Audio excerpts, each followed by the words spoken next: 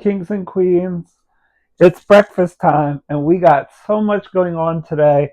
So I'm gonna do a little kitchen quickie because I got some really cool things, and I want to show you them. So this is one of the things, and I'm actually going to use this to make my breakfast. So this is what's called an omelet pan, electric omelet pan, and it makes a omelet that can either be like an American style, which is kind of folded over, or like a rolled French olive. So I plug that in. I'm going to heat that up. I have a couple eggs here. These are medium eggs. I'm going to add in just a splash of water, and I'm going to mix them up with uh, chopsticks. And these are Korean chopsticks, which are um, made of metal. So you may wonder, some people put milk in, some people put water. The reason why you put water in is the water evaporates and it creates a like steam. So it just kind of cooks things a little bit better. So I'm going to put that over there and I'm going to grate some cheeses. Okay, so I'm going to make a cheese omelet. So I have my aged cheddar here and I'm just going to do a little bit of each cheese because I'm actually going to use 4 different cheeses here. Okay, so there's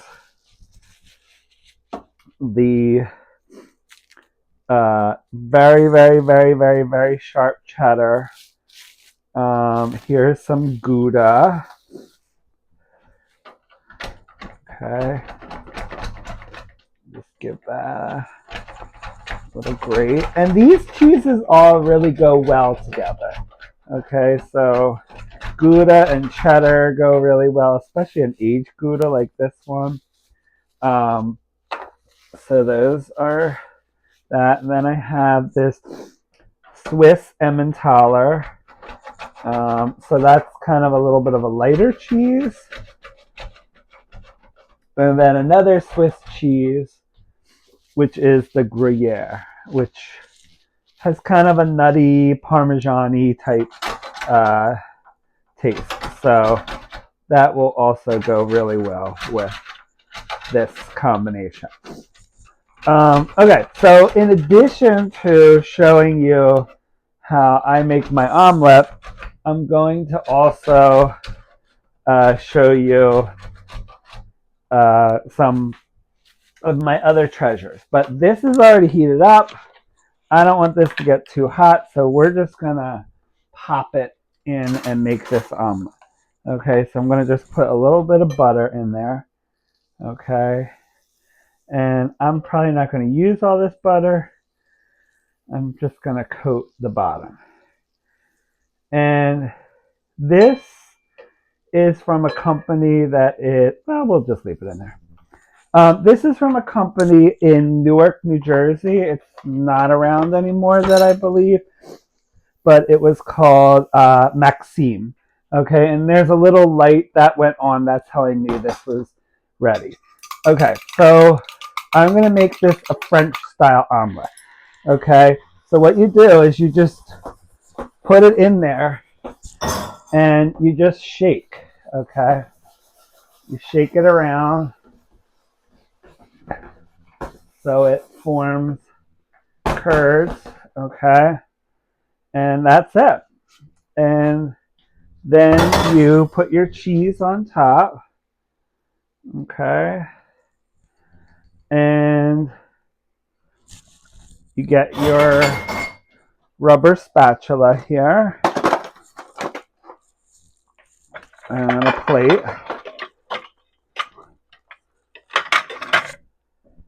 And you just kind of get it started, loosen it from the sides, and you put it on there and you just kind of roll it. Okay, and then you put it on there, et voila.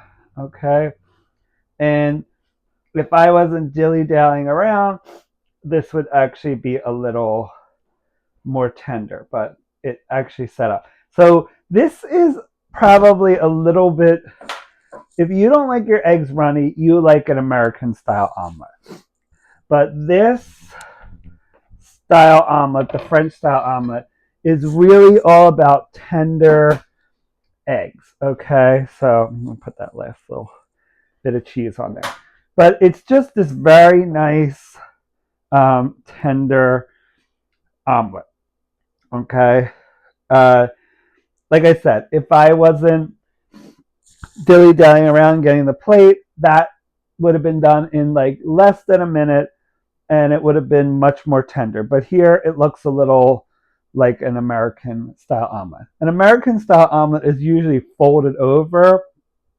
The egg is usually done a lot more. So it's just a much more firm egg. We tend to like our eggs more firm. In France, they like a very nice, delicate egg. And I really enjoy that too. Now, you can gild the lily here and put a little bit of butter on top just to kind of gloss the omelet. And that's a very nice way to do this because it just kind of gives it a nice sheen. But this is going to be a very nice omelet, I think. Okay. So that's my breakfast. All right. Before I let you go, told you this was going to be a quickie. I'm going to just show you some of the other things I got. So this was one of my thrift store finds. It's very easy to clean. It's non-stick, so you just take your little, whatever your cleaner is. In my case, it's a Scrub Mommy. And you just wipe it out.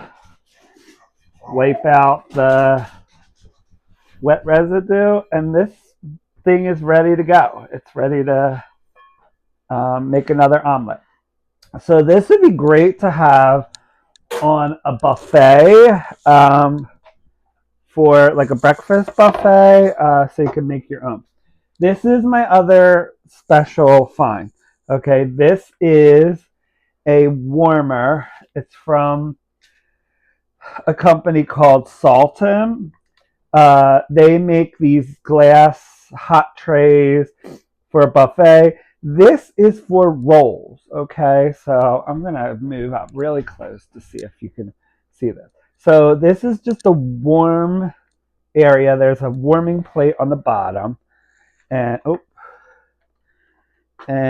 the plug goes in here. And you can keep your rolls nice and warm on a buffet. So I'm going to be using this for Thanksgiving. And this is peak mid-mod. The paisley cloth lid that opens either side. The rattan exterior. It has these beautiful like Scandinavian looking handles made of wood. It's just a really beautiful piece. It's a really beautiful mid-century piece. So that and the Maxim are what I got. Plus, I got another percolator. This is my initial collection. And this one's still plugged in because I'm not done drinking my coffee. But it makes great coffee. I had very little ground coffee left, and I didn't feel like grinding more coffee. And it still came, and I put this on medium setting. Percolators really make a great cup of coffee. It's light, but it sounds contradictory. It's light, but it's also rich in flavor. So you don't get the bitterness that you get from like a drip coffee maker. It just makes a really nice cup of coffee. So that's going to be my breakfast from my thrift store finds. My coffee, my omelet here. I'm going to make some toast to eat with it. and then we'll be back later. You're gonna have 3 videos today. One is for a chicken sandwich made with chicken thighs.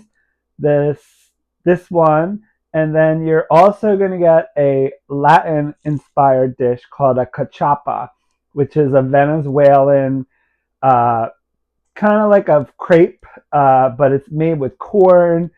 And this is going to be kind of my take on a cachapa that I had at a Venezuelan restaurant in Hamilton, New Jersey.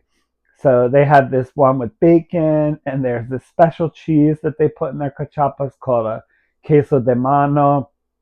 I didn't have a chance to get that. There is a place in Philadelphia, like a distributor of Venezuelan products, that I wanted to check out because one of my students who is Venezuelan said that you could get it there, but I also looked up recipes to make it. But I found something very similar. It's a fresh cheese, similar to like a cheese curd. So I found that the Latin market in Norristown, which is primarily a Mexican community, they had a cheese that is kind of like a fresh curd, like a curd cheese. And that's what I'm going to use for that. Okay, so there is going to be lots of videos today. I'm going to be busy cooking. We're going to use some vintage appliances. It's going to be a lot of fun. Okay, so bye for now, Kitchen Kings and Queens.